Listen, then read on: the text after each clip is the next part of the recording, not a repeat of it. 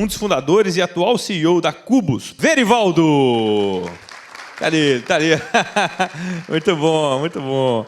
É isso aí, meu amigo.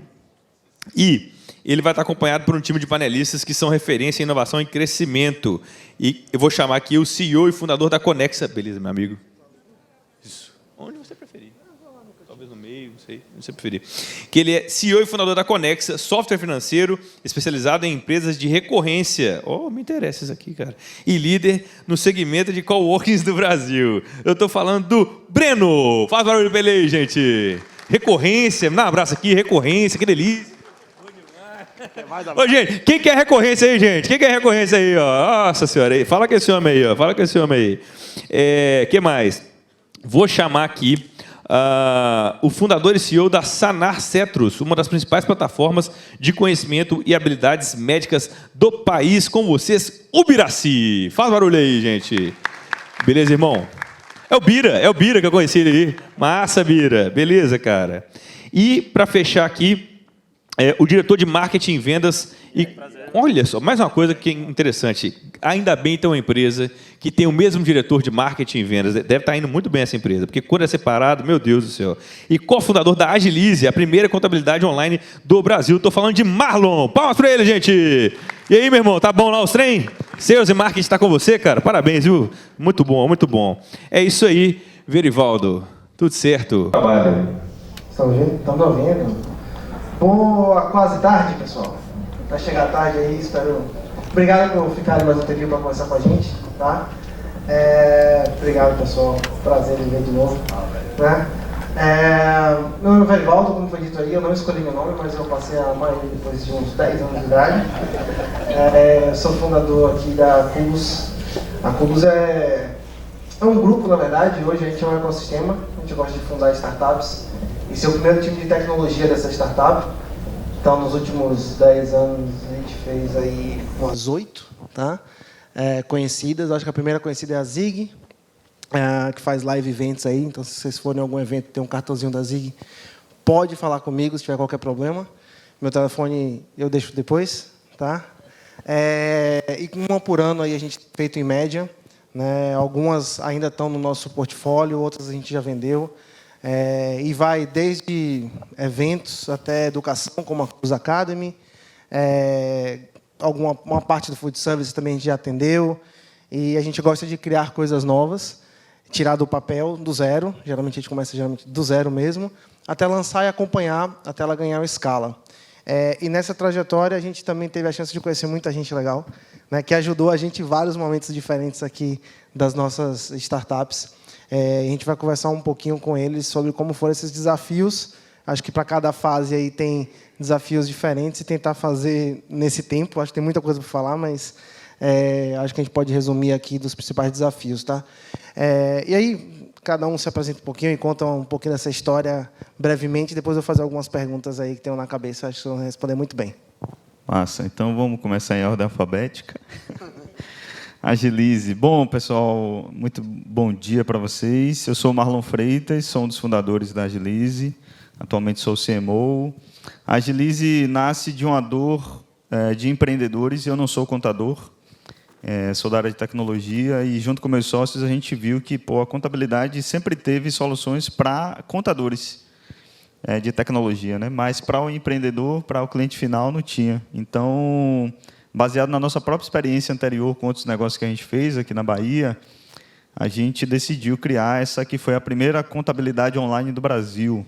Estamos falando de uma empresa de 11 anos, que hoje tem mais de 25 mil clientes em todo o país, mais de 300 colaboradores espalhados pelo Brasil, e que sonha grande em se tornar não só a marca mais relevante de contabilidade do país, mas da América Latina. Esses são os próximos passos. Acabamos de pegar uma série B aqui de investimentos, né, 60 milhões de reais, que vai ajudar a gente a acelerar nosso crescimento.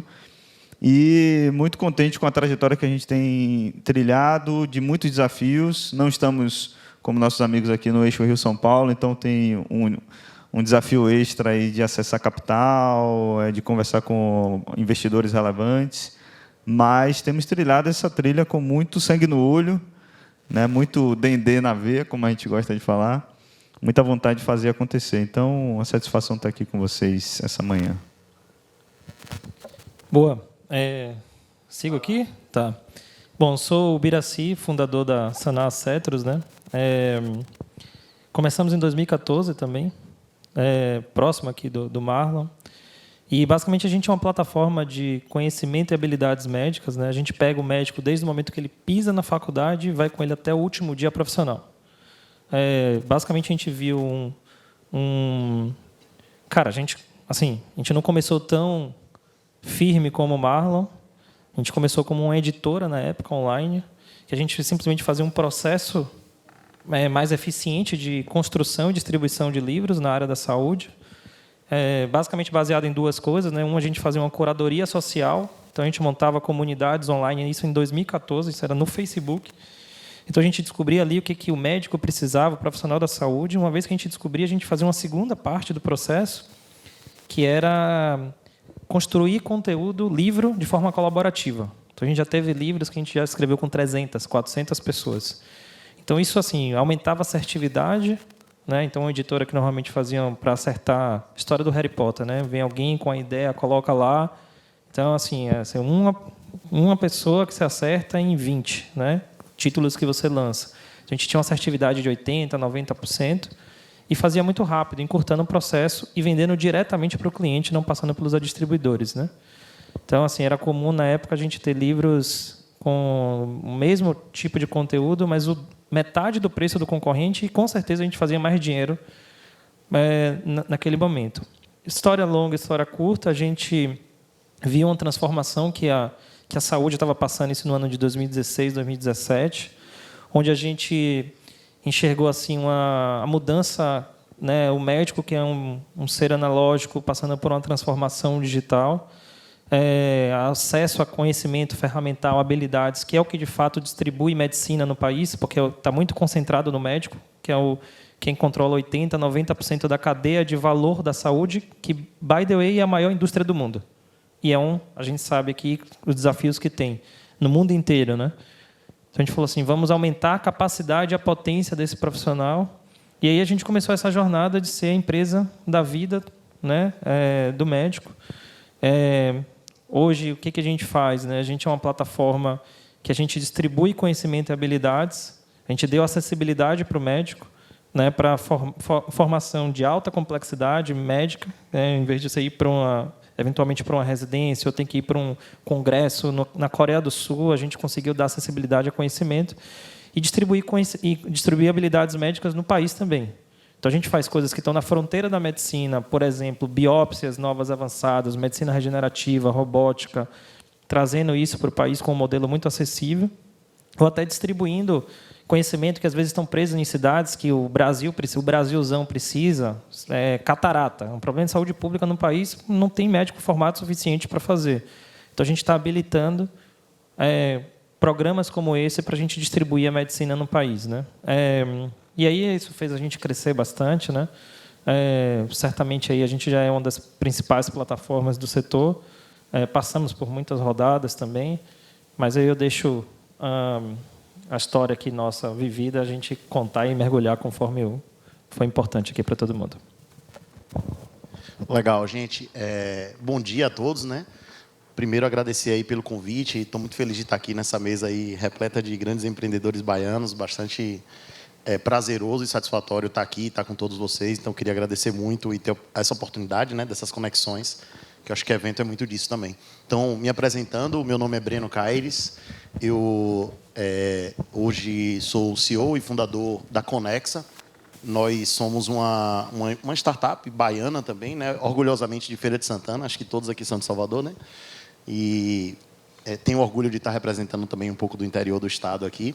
A Conexa é uma startup que está aí já no mercado há cerca de 8 anos também. Então, legal que a gente também tem idades parecidas assim a nível de negócios, né? E desafios parecidos também, como o Marlon falou, não está no eixo norte, né? Ou no eixo sudeste ali das oportunidades e tal. A Conexa é uma solução financeira, é um software de gestão financeira especializado em empresas que cobram de forma recorrente. Então, hoje a gente atende aí já mais de 2.000 empresas no Brasil todo. A gente tem muito orgulho dos números e dos resultados que a gente tem conquistado. nós passamos muitos anos da nossa história ali focado num segmento muito específico, que era o segmento de coworking. E a gente teve um sucesso muito grande. Hoje a Conexa é líder nesse segmento. A gente está em 7 de cada 10 coworks do Brasil que vocês forem, usam o Conexa lá como gestão operacional. E mais recentemente, assim, numa jornada de aprendizado, de crescimento e de evolução dos negócios, né, que acontece, a gente começou a atuar em outras verticais, que é o caso do mercado, por exemplo, de empresas SaaS, empresas de contabilidade. Então, hoje, esses são os 3 principais mercados aí que a gente atende, e é de onde a gente tem crescido mais. Graças a Deus, felizmente, a Conexa tem crescido muito, a gente tem conseguido alcançar sonhos e resultados que nem a gente mesmo esperava lá no começo. E estou aqui para compartilhar um pouco dessa história, aprender principalmente também com todos vocês e fazer esse network aí, ajudar todo mundo e ser ajudado bastante também. Legal. Eu fiquei pensando a noite toda o que poderia perguntar, o que poderia fazer de sentido, porque assim, um pouquinho da história de cada um, e eu, na verdade, eu fui um pouco egoísta aqui, eu fiquei curioso com as histórias das coisas que eu não sabia e que eu queria saber, talvez seja consequentemente útil para o pessoal. E isso é legal. A Cubus a gente começou ali em 2013, a gente falou 2014, né, 10 anos, 8 anos, então, meio que ao tempo que levou para a gente ter alguma relevância, vamos dizer assim, ter um negócio sólido. E mesmo assim, tão, né, na dificuldade do que é ter um negócio, fazer uma startup e pensar em inovação. E nessa trajetória tem fases muito diferentes, né?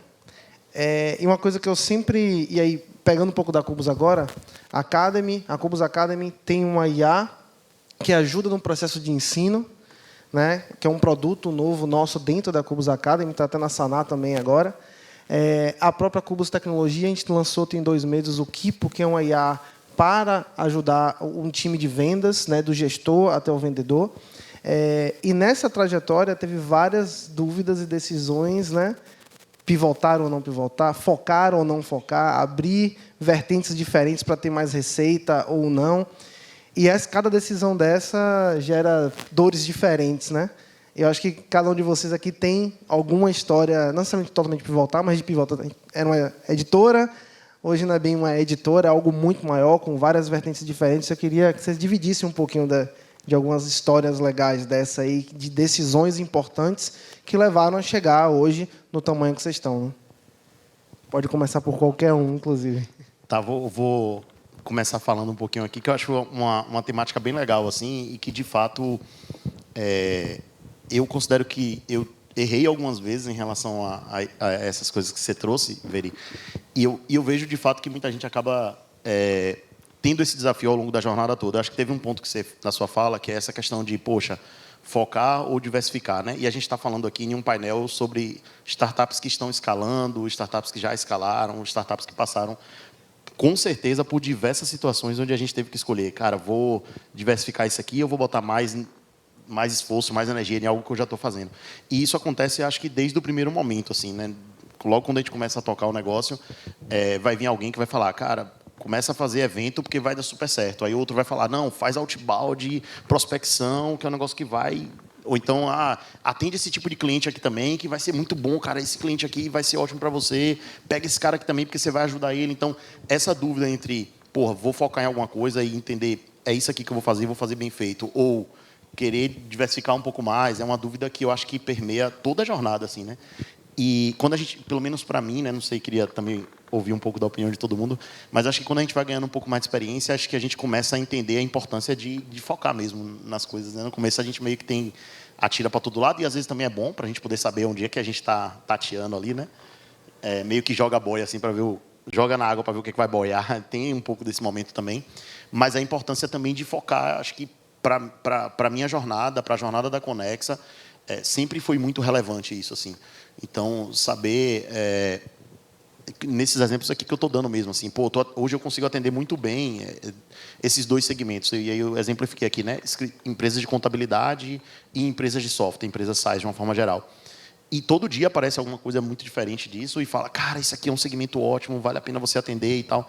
Só que se a gente não saber fazer essas escolhas, tipo, cara, vou focar mais em uma coisa aqui onde eu realmente consigo entregar valor, onde eu consigo ser bom, a gente fica ineficiente, a gente nunca vai ser tão bom naquilo, a gente nunca vai entender de fato quais são as dores e o que é que eu consigo entregar de resultado. Então, acho que no processo de escala, se eu pudesse dizer alguma coisa nessa temática que você traz, Veri, é ter muita atenção a isso, sabe? A saber fazer isso de forma consciente. Tem um momento que, de fato, você está jogando tudo na água para ver o que vai boiar, mas faça isso de forma consciente e façam isso de forma pragmática de ter prazo. Assim, em algum momento você precisa, cara, vou focar nisso aqui, e aí sim, dedica naquilo. E isso não serve só para produto, serve para, como eu exemplifiquei também, estratégias comerciais. Cara, tem várias formas de você atuar comercialmente, né? Posso fazer inbound, posso fazer outbound, posso fazer focado em eventos, focado em parcerias, canais, enfim, tem algumas boas possibilidades. E eu vejo, às vezes, a gente tentando fazer muita coisa ao mesmo tempo e acaba não conseguindo fazer nada bem feito.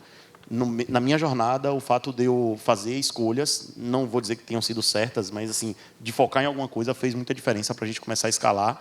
E digo isso por ter passado um período longo sem escalar, que era uma empresa que andava, não é que andava de lado, mas crescia pouco. E numa jornada mais recente, de 2, 3 anos para cá, em que a gente, de fato, começa a crescer de maneira muito mais frenética, eu acho que esse foi um dos pontos muito relevantes, assim, o fato de focar também. Acho que esse é um dilema, né? Que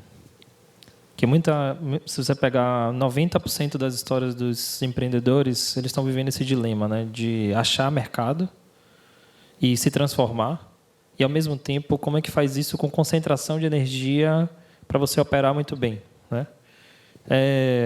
Isso é um grande dilema. Não é fácil de resolver, mas não tenha dúvida que a concentração de energia, o foco, ele é uma das coisas mais importantes. Eu não tenho uma resposta perfeita, mas eu acho que eu consigo contribuir aqui com modelos mentais, né? Se eu pegar, e eu vou usar a história da Saná, né? Cara, assim, a gente não foi aquele empreendedor que subiu em cima do Monte Sinai, viu que o mar ia se abrir, bateu o cajado, o mar se abriu, aí vem dinheiro, gente de Stanford, de Harvard, aquela coisa. A gente até teve, né? Depois a gente viu que as coisas não são bem assim. E aí você tá ali a terra prometida, né? E vai, que tá tudo certo. Tem histórias assim. Pegar a história da Amazon, pegar a história do Nubank, são histórias muito bem criadas, construídas, intencional e vai. Mas a minha experiência, conversando com muita gente, é que, na verdade, são histórias de muitas transformações.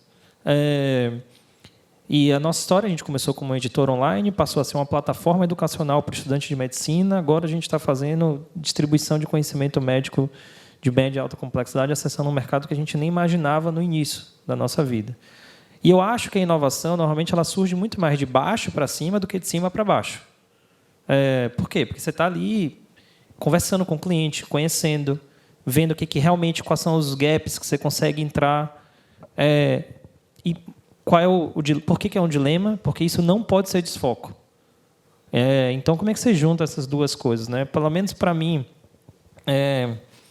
o empreendedor bom, normalmente ele tem ele é visionário. Então ele tem uma visão, visionário lê assim, uma visão não razoável do mundo, né? Então ele tem uma clareza do que quer fazer, mas tem uma permissividade com o caminho. Mas ao mesmo tempo é um jogador bom de xadrez, né? Que sabe o que está fazendo agora e quais são os 2 próximos passos. Tudo pode mudar conforme informações chegam, né? Mas está ali operando essas duas coisas. Você tem clareza do que você quer chegar, quais são clareza do que você quer fazer os próximos 2 passos e ao mesmo tempo você tem um ambiente sensitivo, né? Você reage conforme o ambiente te dá informação.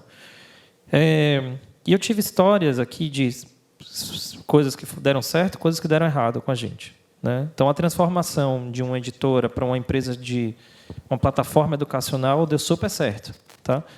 Mas a gente começou a fazer crédito para estudante de medicina. A gente foi exatamente a mesma coisa, cara. Parecia tudo certo. A gente olhou, viu o mercado, criou um nome chamado Mesada, que a gente dava um crédito único que tinha no Brasil, que era um crédito contínuo, né, para a pessoa fazer na época da graduação, era de R$800 mil. Cara, a gente chegou a ter 1 a cada 6 estudantes de medicina no país do último ano de medicina pegava esse crédito, tudo para dar certo, menos pela capacidade do nosso parceiro lá na época operar e a gente também, então o negócio não vingou. E eu perdi muito tempo, foco, né, nessa história. Então é um dilema que você tem que viver. Certamente, se me perguntar de forma simples, o foco importa mais. Mas, assim, não sei quem viu aqui o documentário, a série nova do Netflix que saiu do Senna, né? Que ele fala assim: eu acho o gap, irmão. Eu acho o gap, sou muito intencional, tenho muita clareza do que eu quero fazer e vou, com coragem. Pode me bater em mim, mas eu vou. Então, é um pouco dessa mentalidade, mas fazer isso com esperteza. Não significa que você é um louco, aleatório, que você tem que ir atestando qualquer coisa, né? Então, isso é uma coisa que o aprendizado vai dizendo, mas acho que o modelo mental é saber que isso é um dilema. Sim, você tem que aproveitar as transformações. Todas as empresas passaram por muitas transformações, né? Começa com uma sopa orgânica e vem um raio, né, vento e tal, e esse negócio vai se transformando. Muito intencional, né? E onde tem que, na época que você tem que focar, você tem que focar, né? E a gente acabou vivendo todas as experiências boas e ruins aí nessa história. Massa. Na experiência da Agilize, fazendo uma síntese um pouco aí do Breno e do Bira, eu acredito que a capacidade de adaptação tem sido, né, para a gente o nosso diferencial, porque, como o Bira falou, o empreendedor, por natureza, ele é otimista. Ele acha que vai dar tudo certo, que tem um horizonte ali ok, que as coisas vão... Mas, na prática, a gente vê o que ele também mencionou, que é uma série de desafios, uma série de obstáculos e coisas que não estavam ali previstas na planilha, né? Planilha é linda, é rapidinho, você fica milionário, fica bem, está tudo certo. Mas... É bom para o otimismo. A planilha é boa para o otimismo, só. Tá? E aí, no caso da Agilize, a Agilize já nasceu com essa visão muito clara de, não existe no cenário do Brasil uma marca de contabilidade. Quando você pensa em contabilidade, você pensa em quem?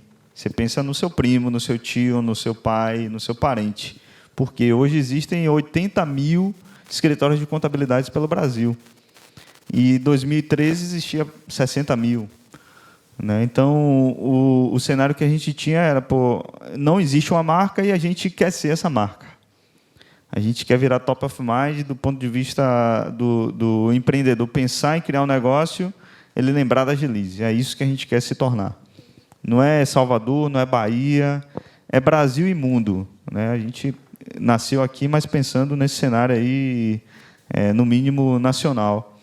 E desde esse ponto de vista, o nosso desafio não era necessariamente de adaptação para descobrir o modelo de negócio, porque o modelo de negócio ele já existe há muitos anos, há décadas. Contabilidade é um modelo de recorrência, subscribe model, você paga uma mensalidade ali ao contador, confia que está tudo sendo feito corretamente e segue a vida. Não é um produto sexy, não é um negócio que a pessoa, eu quero ter a contabilidade assim, assada. Não, ele quer simplesmente pagar e ter a paz de espírito para fazer o que importa para ele, que é cuidar do cliente, enfim. Então, para a gente, essa jornada de adaptação, ela foi muito mais no sentido de entender a mentalidade do empreendedor brasileiro, de como a gente chega nesse empreendedor, como a gente sensibiliza ele, o que a gente faz que ele se interessa pelo nosso serviço e pela nossa marca, do que propriamente pelo serviço que a gente vai oferecer, né? Pela contabilidade em si. E de modo que hoje, eu estou falando 11 anos depois de ter criado a Agilize, o nosso interesse, há alguns poucos anos para cá, tem se ampliado, tem sido muito mais em descobrir, investigar com profundidade quais são as dores desse empreendedor para além da contabilidade. A gente já sabe que a contabilidade é um must-have, ele precisa ter, é obrigado por lei, exceto o MEI, toda empresa precisa ter uma contabilidade, mas o que vai além? É crédito? É um link de pagamento? É um boleto? É um banking? É a possibilidade da gente pagar o imposto por ele, antecipar, sabe? Enfim, é um plano de saúde, é um seguro de vida, ou seja, tem uma miríade de possibilidades que a gente tem para explorar. E aí eu concordo com o Breno que o desafio, sobretudo para a gente nessa fase, está em conseguir ter esse foco. Se vocês olham o case que o Bira falou, né, do Nubank, que eu acho que muita gente aqui conhece e até usa, os caras são muito peritos em definir um foco de produto de cada vez. Eles não saem lançando tudo. Eles entendem as dores múltiplas que a população tem.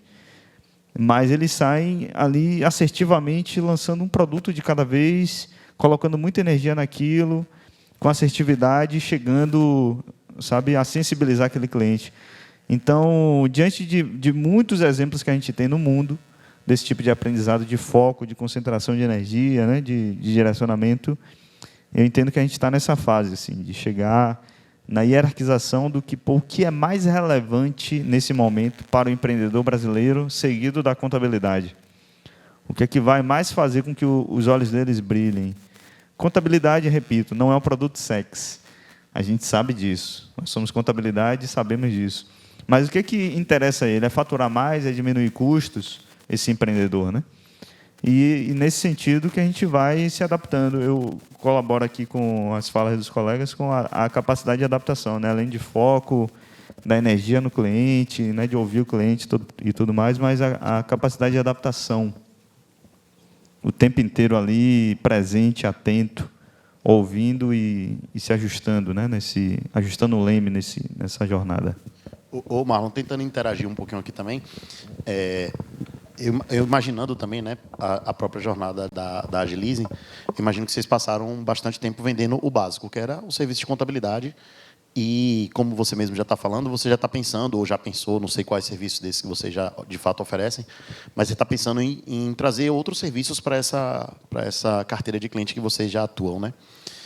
E rola aquela dúvida do tipo, é melhor eu continuar focando em contabilidade, já que ainda tem mais não sei quantos milhões de empresas que eu não atendo, e expandir mais minha carteira, ou de fato já é a hora de pensar em um produto novo para vender para a carteira que eu já tenho?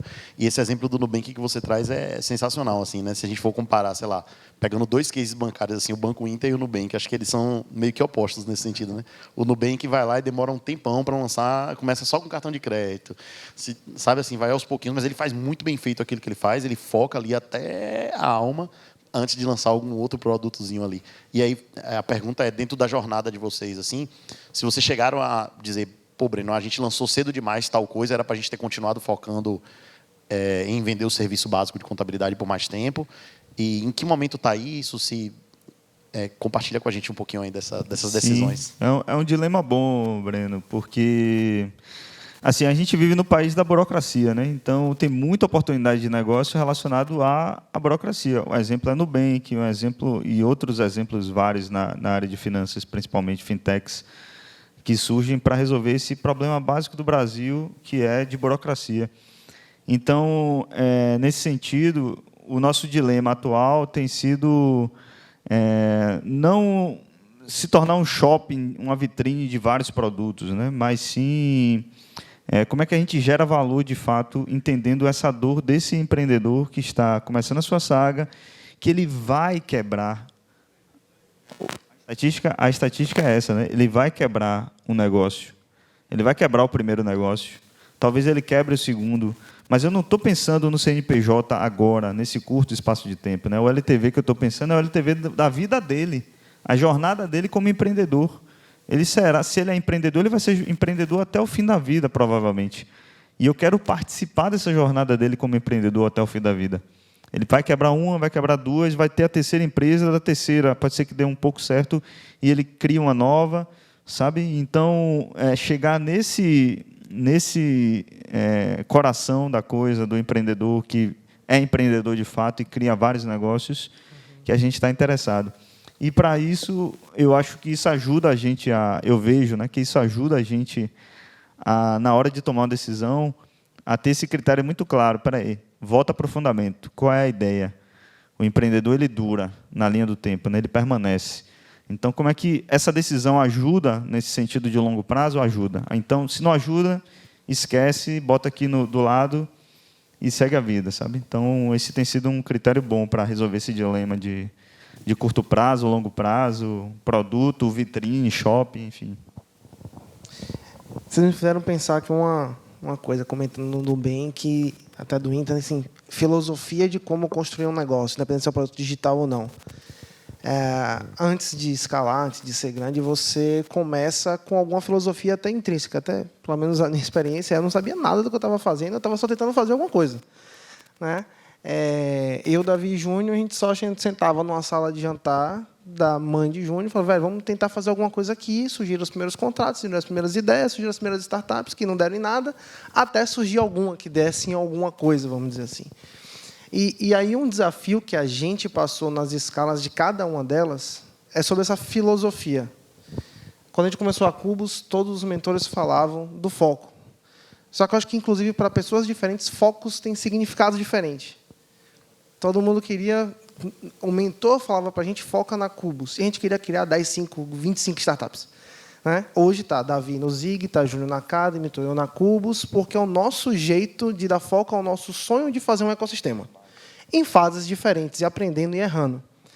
E uma dificuldade que a gente passa por elas, inclusive na própria Cubus, é a filosofia de manter esse pensamento vivo quando você vai escalando. É mais gente.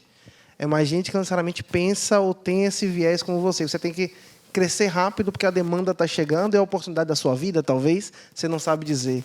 Então, temos aqui exemplos de empresas que escalaram rápido e o próprio time teve que crescer também para dar conta disso. E cometer erros, sejam operacionais, sejam estratégicos, enfim.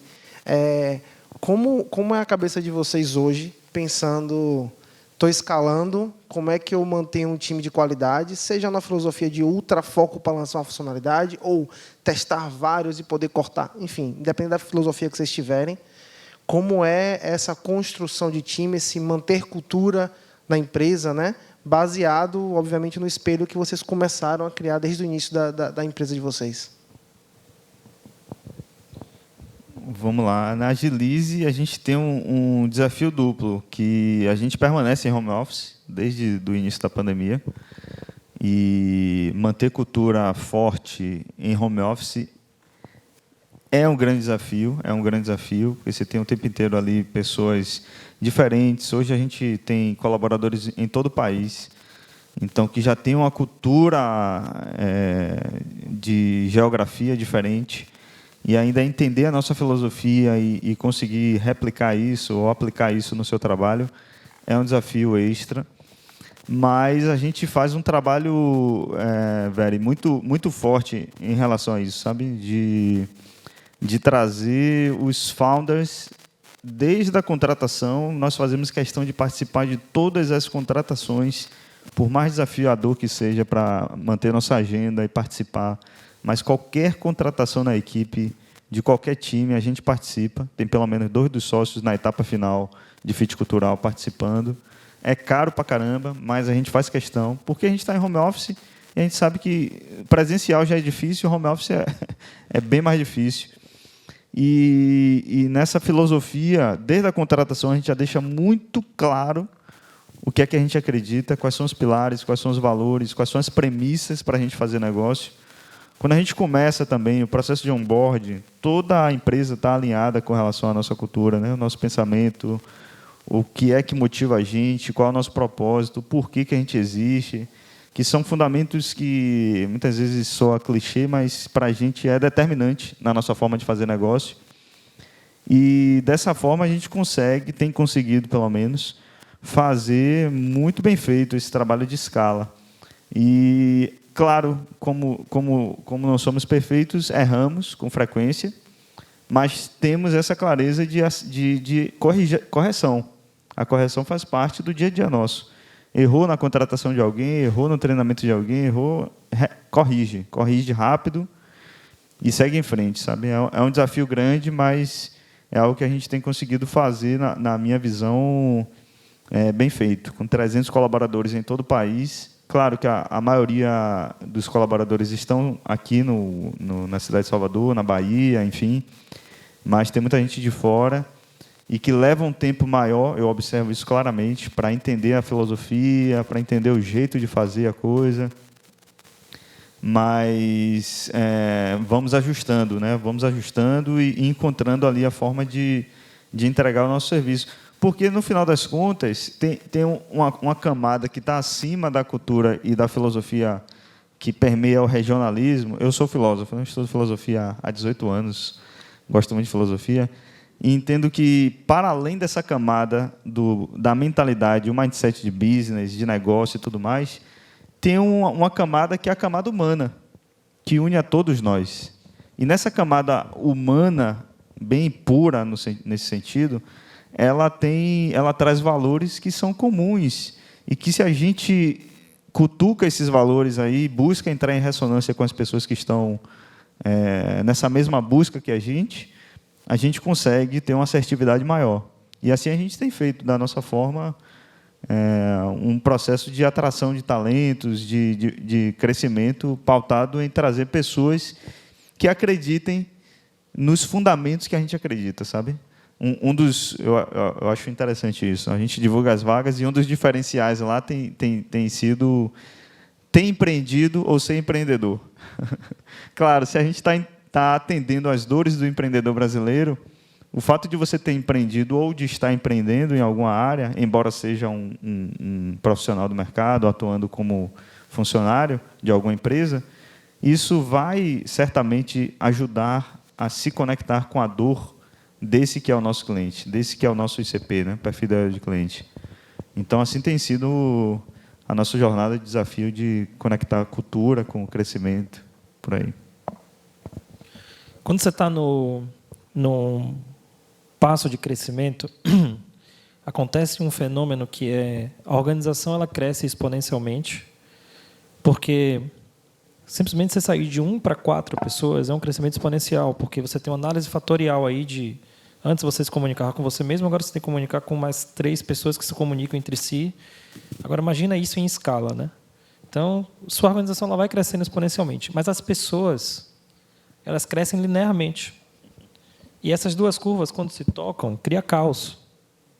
É um inferno na vida da gente quando esse negócio acontece. E como é que você lida com isso?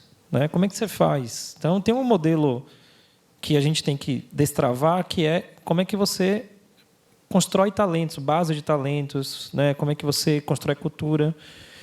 Tem uma segunda observação que eu acho que é super importante, que vale a dividir, que é o mundo tem muito mais um problema de distribuição de oportunidade do que de capacidade. As pessoas são muito mais iguais do que elas acham. Todo mundo vai ter... Eu falo lá, todo mundo tem um superpoder e uma criptonita. Acha o superpoder da pessoa e conviva com ele. Para de querer olhar para as coisas que deixam ela fracas e tal. Mas, assim, quando você pensa o net disso, de utilidade social, é muito semelhante entre as pessoas. Tá? E a gente percebeu na Saná que, já que a pergunta tem a ver com princípios e tal, que assim, as pessoas que mais geravam valor eram pessoas que tinham muito mais will, né? Força de vontade, muito mais do que cognição. Então, a força de vontade era algo que realmente trazia algum tipo de diferencial. Então, as coisas mais incríveis que surgiram na empresa vieram muito mais por pessoas de força de vontade do que aquelas pessoas que eram gênios da lâmpada no que faziam. E uma terceira observação, que eu acho que vale compartilhar também, é que grupos importam. Né? Às vezes, você tem uma pessoa que você considera que tem utilidade social um pouco mais abaixo, seja porque não está performando bem e tal, mas a aderência da pessoa, se ela passa muito tempo fazendo a mesma coisa, e grupos elevam a capacidade, né, consegue lidar com essa curva exponencial. Né? É a história de times que, às vezes, você olha individualmente as pessoas e fala assim, putz, não sei se é um time tão bom, mas quando se junta em grupo tem uma magia que acontece ali.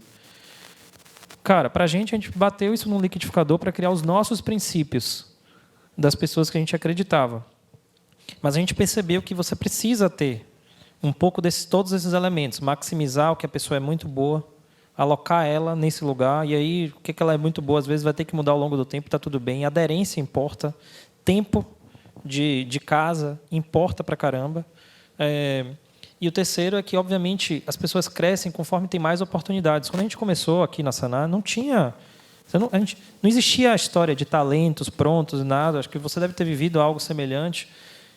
E aí, você faz o quê? Né?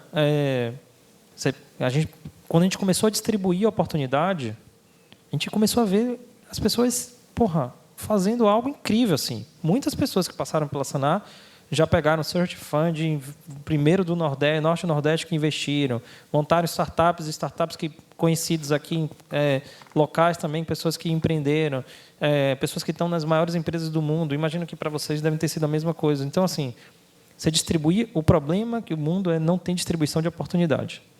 né? Você chega nos Estados Unidos, tem o American Dream, todo mundo pode, né? Você tem oportunidade para todos os lugares.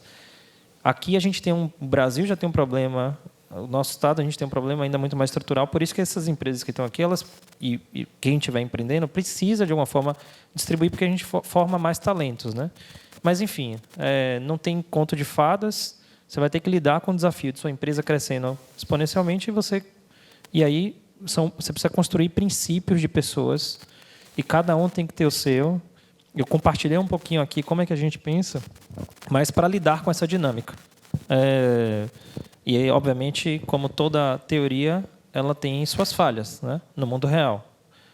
Mas é um pouco do como é que a gente resolve esse problema lá. Sim, vocês contando um pouco, né? Eu fico aqui lembrando um pouco da jornada e tudo. E talvez esse problema de manter cultura da empresa, quando você está escalando, talvez seja uma das maiores dores para mim como empreendedor, assim, porque eu sempre fui e sou uma pessoa muito de conexões humanas, de criar relações com os colaboradores e tudo. E um pouco do que Bira falou, assim, de que a empresa ela cresce de uma maneira mais exponencial e as pessoas crescem de maneira um pouco mais linear. E nessa jornada de crescimento, é impressionante como muda também as necessidades que a empresa tem com relação às pessoas, de uma forma geral.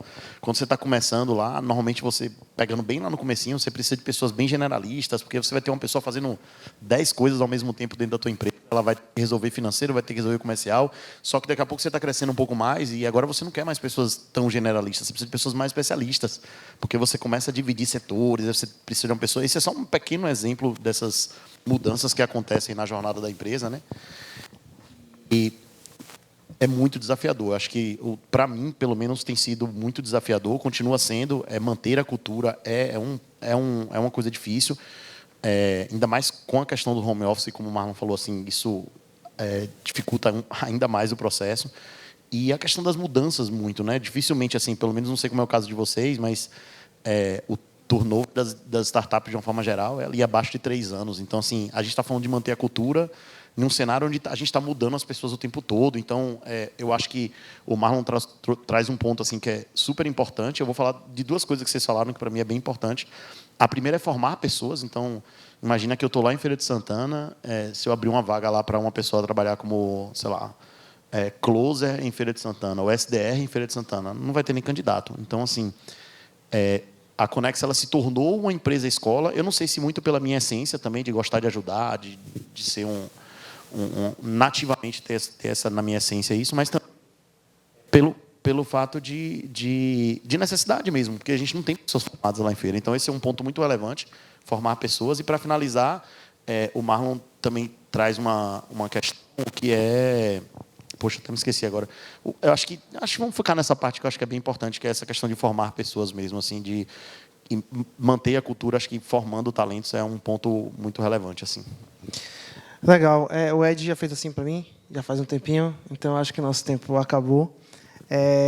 Para mim foi muito rico, já esperava isso de vocês, né, obviamente. Me identifiquei nossa história de Cubos com vocês bastante, já conheci algumas partes, a gente já troca algumas ideias. Eu indico a todo mundo que conversem com esses rapazes assim que possível, aí pelos corredores, enfim. Tem muita coisa útil, muita vivência, muito erro cometido e resolvido nessa jornada, que é muito bom assim também dividir. Se eu pudesse tiver mais tempo aqui, a gente dividir ainda mais de histórias. Obrigado pelo convite aí, Paulilo, todo mundo. Espero que Impulse aconteça mais e mais vezes, que a gente tenha mais tempo também para discutir nas próximas vezes e ter mais temas. E obrigado, pessoal, pela atenção. Palmas para eles, por favor. Mas palma alta. Isso, pô, palma alta. Os caras merecem. E dá para ver o quão o ambiente, ou seja, Salvador, Bahia, o talento das pessoas molda muito como o negócio vai ser. Não é só as pessoas, tem um ambiente em volta, tem os talentos específicos de cada lugar. Então, parabéns pela jornada de todo mundo. Só falar uma coisa muito importante para todo mundo aqui, tá? Veja as histórias. Com muita humildade, a gente está aqui no palco, mas a Agilize foi a primeira contabilidade online do país. Nasceu aqui. A Sanar foi a primeira empresa de jornada da medicina, que agora está em voga, o mundo todo está querendo fazer do país. Esse cara aqui também tem uma história que, certamente, tem 8 anos. Com certeza, né? Foi um dos... E eu volto na história que, assim, A gente foi criando a nossa própria oportunidade. Mares revoltos fazem marinheiros melhores, né? A gente foi um sobrevivente, assim. Mas certamente nessa plateia aqui tem gente que deve ter uma ideia muito boa, deve ter uma capacidade de execução. Não tem limitação, gente. Ainda mais agora, nesse mundo que permite muito mais coisas, não se sintam limitados. Todo mundo tem muita capacidade e se eu pudesse dar uma fala de contribuição, explorem isso, tá? Às vezes a gente é fruto do meio, né? O Brasil diminui os juros, aí nascem vários empreendedores. Mas se tem um pouquinho de sonho, vontade, essa determinação, vai fundo, porque tem oportunidade. Bacana. Obrigado, pessoal. Meus amigos. Obrigado pela presença aí. Vocês estão com a gente até agora. A gente volta 13h30. Eu vou dar alguns recadinhos aqui, para você poder receber insights. A gente tem aí... Obrigado, viu, meus amigos? Parabéns, irmão. Tamo junto. Valeu, cara. Valeu. A foto. Ela vai tirar a foto de vocês quatro aqui, ó. Enquanto isso, eu vou dando aqui os recados. Vocês estão vendo ali, ó. Vamos botar aqui para aparecer ali o painel. Eu também vou para a foto, não sou burro.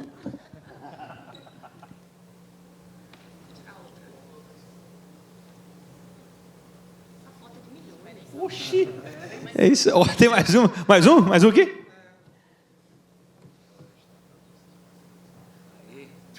Maravilha, parabéns, gente. Mais palmas para eles aí, gente. Ó, o que eu tenho no telão aqui, ó? Descubra como otimizar a segurança da sua infraestrutura com uma análise técnica gratuita, beleza, pessoal? Cubus DevOps, viu? Quem sabe, né? Esse tipo de solução, às vezes a gente não consegue compreender o que é, por isso você tem que colocar o QR Code, né? Porque talvez você ainda não sabe que a sua infraestrutura está prejudicada aí, viu? A maior parte das pessoas, se não me engano, no último ano, 60% das empresas relataram vazamentos de dados aí, coisas muito complexas, a gente tem que ficar ligado, tá bom? A gente também tem aí a Kipu, receba insights poderosos e automáticos de todas as reuniões e vendas da sua equipe. Que legal, a Kipu está oferecendo isso aí, bacana, muito massa, muito massa. E a gente tem também aí os nossos apoiadores, nossos patrocinadores, mais uma vez, obrigado aí a AWS Startups, Banco do Nordeste, Governo Federal, a Secretaria de Desenvolvimento Econômico, Emprego e Renda de Salvador, a Agilize, que estava aqui agora, FEComércio, Sesc Senac, que está aqui nos cedendo esse espaço, e Cubus. Obrigado, gente. 13h30, a gente retorna com esse painelzão aqui, ó. Beleza? Abraço.